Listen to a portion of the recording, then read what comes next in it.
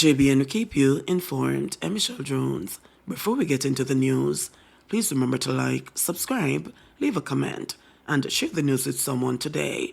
Now on to the news. Medic died from gunshot wounds, postmortem reveals. A postmortem has revealed that the body of dancehall artist Medic, whose real name is Stephanie Williams, who went missing, had gunshot wounds. Arising from the postmortem, DNA analysis revealed that skeletal remains of a body that was found in a cane field in February is Williams. With the cause of death being fatal gunshot wounds, the matter was today upgraded to a case of murder. Williams went missing on or about Thursday, August 24, 2023. A missing person report was made to the Constant Spring Police by her mother. As a result of the report, the police commenced a missing person and a possible murder investigation. In February, a police search resulted in the discovery of skeletal remains of a body in a cane field in Wallen District, St. Catherine. The remains were checked and removed to the Linstead Hospital, where it was examined. The police also retrieved items of clothing and jewelry at the scene. Pulse Investments founder Kingsley Cooper has died. Founder of Pulse Investments Limited, Kingsley Cooper, has died. He was 71 years old. He had reportedly been hospitalized in Florida. The first fashion production, modeling, and a general entertainment company of its kind, Pulse, was founded by Cooper in 1980 and would later be listed on the Jamaica Stock Exchange as Pulse Investments Limited. As head of Pulse, Cooper effected a number of innovations and firsts for Jamaica and the wider Caribbean. These included the Caribbean Model Search, an international modeling agency, Caribbean Fashion Week, the Super Jam Concert Series, the highly acclaimed lifestyle TV program, Caribbean Fashion Weekly, and regional fashion reality TV show, The Search for the Caribbean's Next Supermodel. He pioneered, defined, and developed an international modeling industry for the Caribbean, in the process, discovering and developing supermodels and other international stars. Cooper was born in Kingston on June 3, 1953, and educated at Kingston College, the University of the West Indies, and the Norman Manley Law School. He worked as an attorney from 1975 to 1980. He received the Order of Distinction in the rank of Commander in 2007 for pioneering, defining, and developing the modeling industry locally, regionally, and internationally. Cooper's daughter, Safia, is the current Chief Executive Officer of Pulse Investments. St. Catherine mother charged with aiding and abetting child abuse. The St. Catherine mother of a 7-year-old boy has been charged with aiding and abetting child abuse. She has been accused of failing to report the beating of her child by her husband, who is a pastor. She was charged on Tuesday and was granted station bail in the sum of $100,000 with surety. The mother is to go to court on July 5, the same day as her husband, whose bail was yesterday extended in the St. Catherine Parish Court. Allegations are that the husband went to the school of his stepson and physically assaulted him. Following an investigation, he was arrested on charge, which subsequently led to his wife being charged. Johnson Smith urges undocumented Jamaicans in the U.S. to get legal advice on new immigration rules. Jamaicans in the United States who want to benefit from new immigration rules announced by President Joe Biden are being urged to seek legal advice.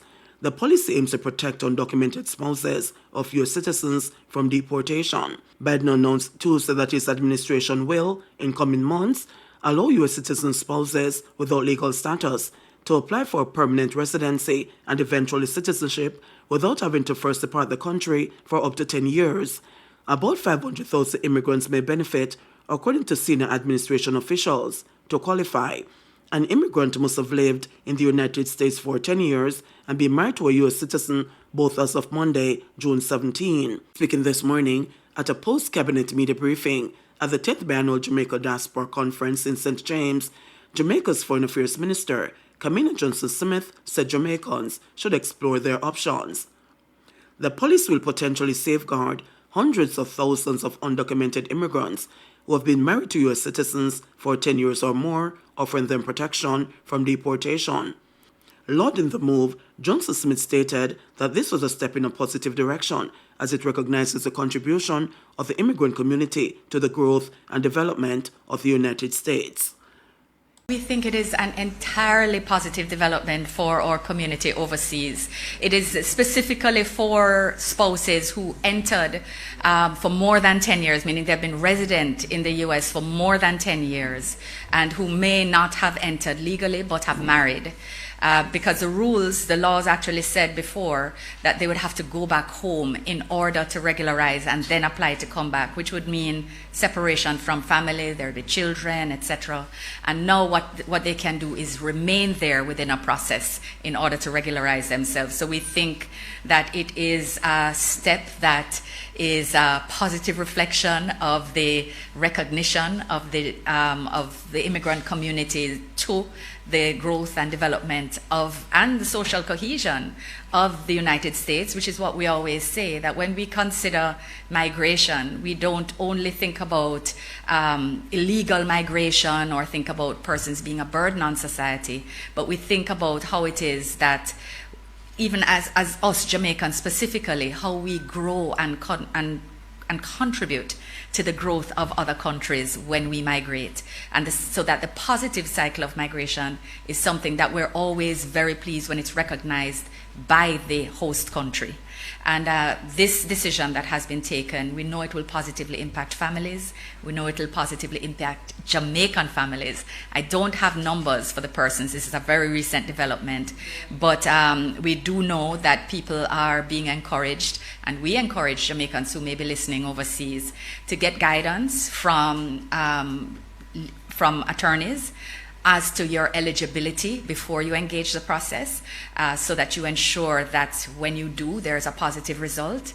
You may think that it is, if you've been in an irregular situation, that you shouldn't engage, but we encourage you, get advice, get good legitimate advice, not somebody on the corner who said I'm here, say no say, but get the proper advice. It's worth the investment.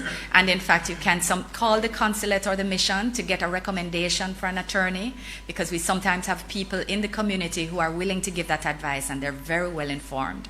So I want to encourage you very much to reach out and find out about this new rule that will allow that if you entered the country illegally more than 10 years ago and you have married a US citizen, whether you are eligible to now regularize yourself and get your citizenship. Thank you very much for that question. Dawes welcomes probe of ventilator issues following newborn's death. Shadow spokesperson on health, Dr. Alfred Dawes, has welcomed Prime Minister Andrew Holness's call for a probe following the death of a newborn at Maple Hospital in Clarendon. On Tuesday, Prime Minister Holness said he was disturbed by recent incidents in the health sector and had ordered an investigation with the resulting report to come to Cabinet. In the case of the newborn, the unavailability of a ventilator at Maple Hospital and staff shortage at the nearby Mandeville Regional Hospital are being blamed for her death. Dr. Dawes contends that the investigation is reactive. The Minister of Health on the weekend said approximately 100 ventilators were in use in the public health system. Dr. Tufton was responding to the opposition's call for an investigation of the whereabouts of the 105 ventilators donated to the country during the COVID-19 pandemic.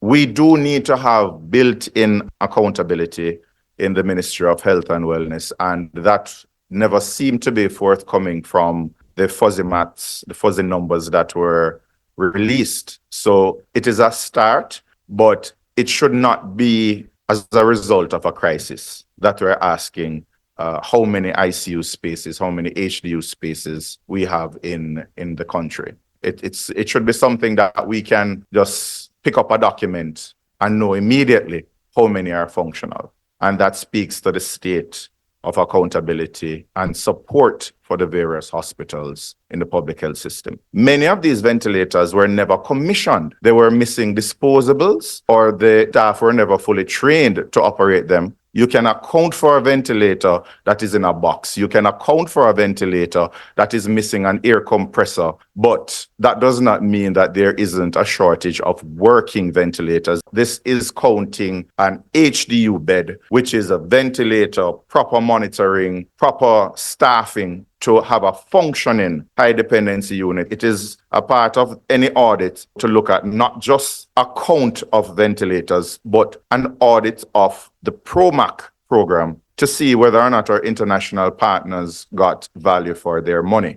Calls for health system reform from opposition mischievous, says Tufton. Health Minister Dr. Christopher Tufton has described as mischievous claims by his opposition counterpart, Dr. Alfred Dawes, that Jamaica's healthcare system is in need of reform, arguing that he's disregarding gains achieved over the past 4 years.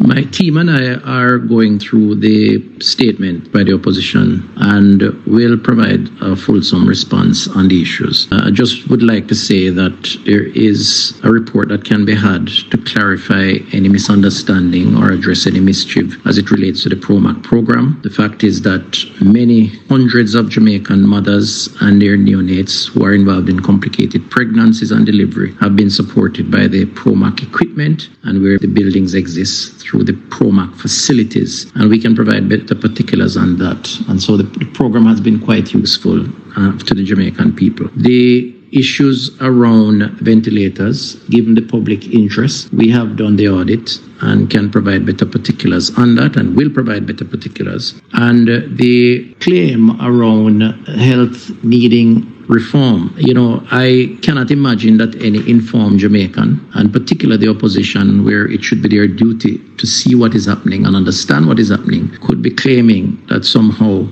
the public health system has not and is not seeing the greatest level of reform since independence. 1,000 additional doctors, 1,500 new places for nurses, a permanent post, more build out of hospital beds, operating theaters than ever before, certainly since independence, diagnostic equipment leasing, which is leading to a more consistent and reliable outflow and use of diagnostic, and a primary healthcare reform that will see a life stage approach that will see over 370 additional doctors at the primary community level, as well as several additional services, not to mention the National Health Fund, which is prescribing some 3 million prescriptions a year from 1 million 4 years ago. More categories of illnesses is being added, subsidized prostate screening, breast cancer screening. So there is so much that this government is doing. JBN will keep you informed. Please remember to subscribe, like, share, leave us a comment, and click the notification bell to receive our daily news items.